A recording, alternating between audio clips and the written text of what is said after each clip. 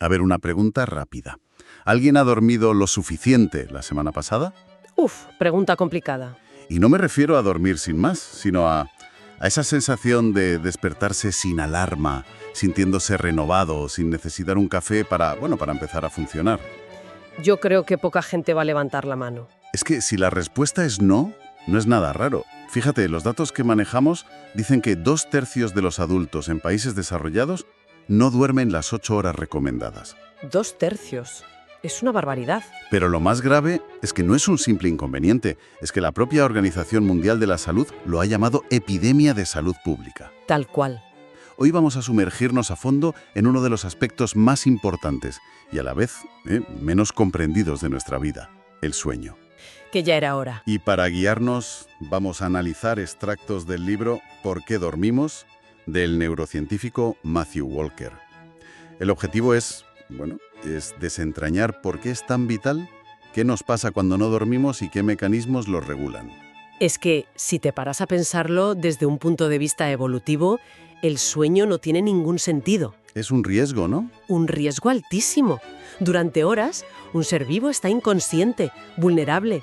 No puede buscar comida, no puede socializar, no puede defenderse. Es una locura. Por eso el autor lo dice de una forma muy directa. Dice, si el sueño no cumple una función absolutamente vital, entonces es el mayor error que el proceso evolutivo haya cometido nunca. Y sin embargo no hemos evolucionado para quitárnoslo de encima. Exacto.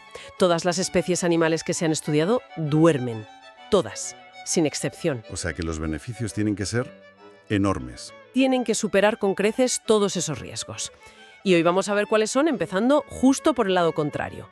¿Qué pasa cuando no los obtenemos? De acuerdo, pues empecemos por ahí, por la parte más alarmante.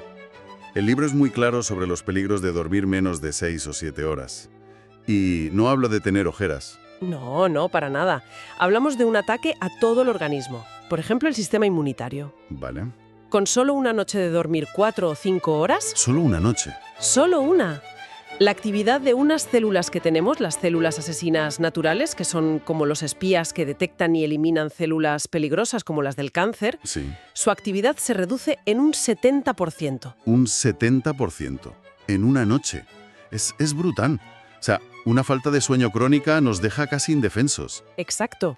Por eso se establece una correlación tan fuerte con un mayor riesgo de ciertos tipos de cáncer. Y eso es solo el sistema inmune. Y si nos vamos al cerebro, que es de lo que más habla el libro, Pues la falta de sueño es uno de los factores de estilo de vida más importantes para determinar si alguien desarrollará Alzheimer. ¿y por qué? ¿Cuál es la conexión directa? Porque el cerebro tiene, digamos, su propio equipo de limpieza. Se llama sistema linfático. El equipo de noche. Eso es. Se activa sobre todo durante el sueño profundo. Y su trabajo es eliminar los residuos que se acumulan durante el día.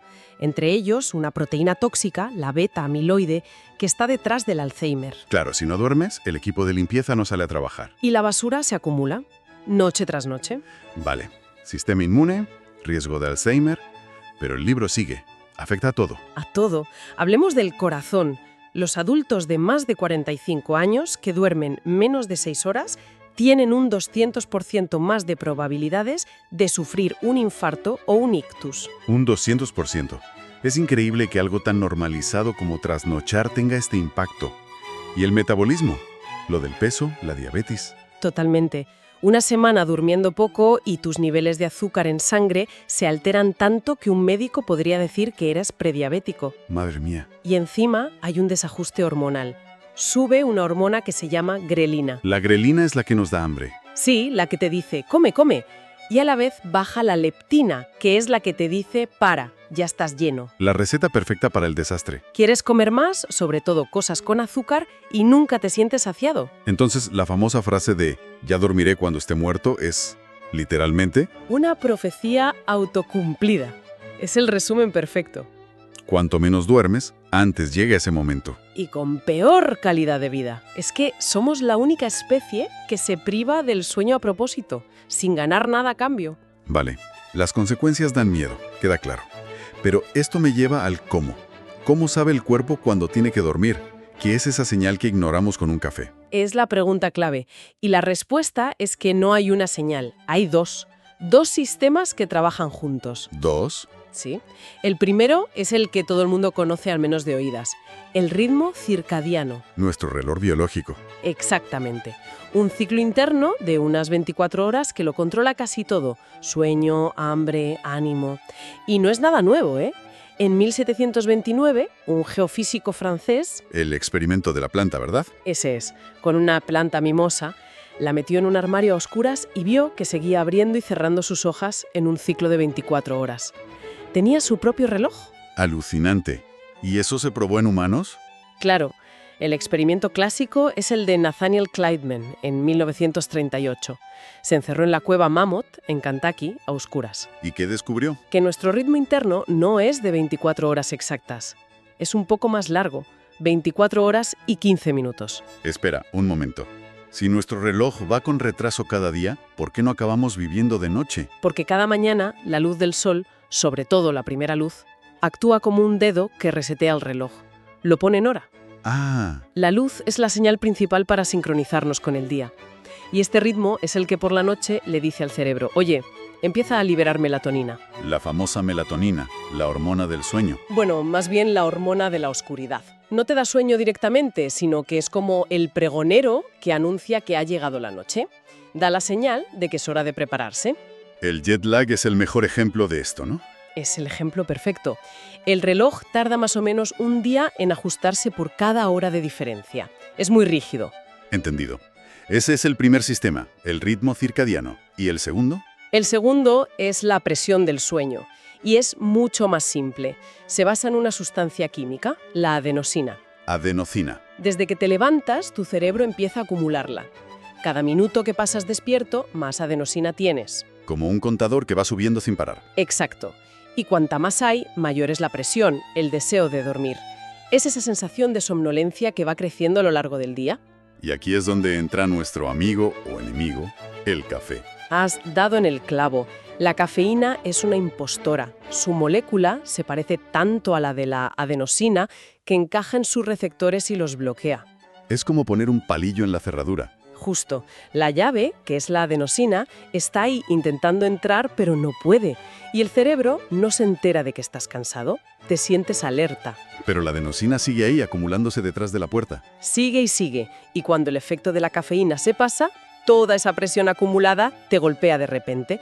Es el famoso bajón. Y al dormir es cuando limpiamos todo eso. Durante el sueño, el cerebro elimina toda la adenosina y pone el contador a cero para el día siguiente.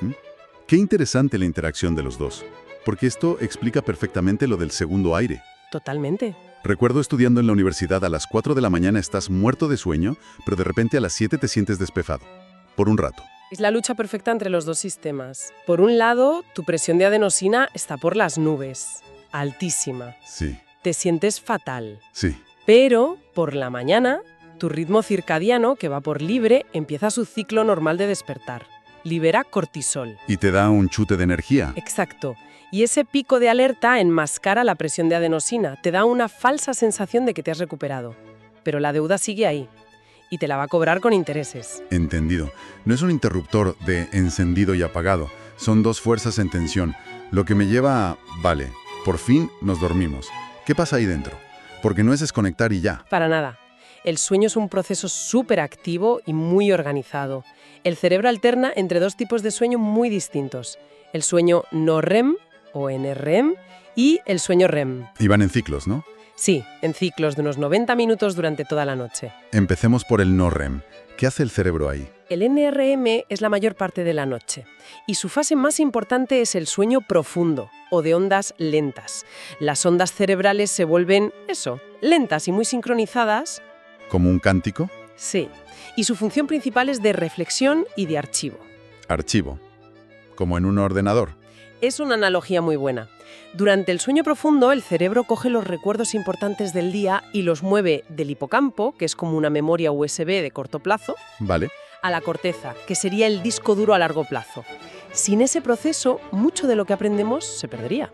O sea que echar una siesta después de estudiar no es de vagos, es parte del estudio. Es la parte más importante y además es en esta fase NRM cuando el sistema de limpieza, el linfático, trabaja a tope.